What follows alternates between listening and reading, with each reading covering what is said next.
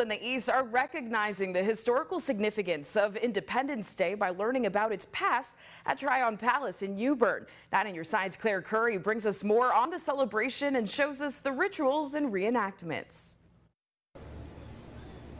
Honoring the birth of our nation, Tryon Palace gives visitors a glimpse into the past with their Glorious Fourth celebrations. As people explored the grounds of Tryon Palace, visitors listened to music from the Fife and Drum Corps, a reading of the Declaration of Independence, and watched a firing demonstration by the 1st North Carolina Regiment.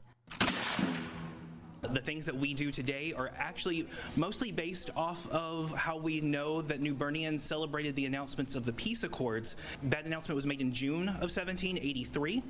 And people I spoke with say they learned a lot about the history. The musicians would wear like the red for their main color, and then on their sleeves they would wear blue so they could distinguish them from the soldiers. And so the soldiers would wear the opposite of that, red on their sleeves and blue for their main color on their coats. As well as remember what this day is all about.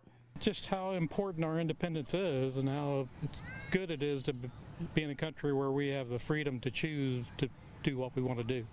Those who work at Tryon Palace say they will continue to share the history with anyone who walks through the palace gates.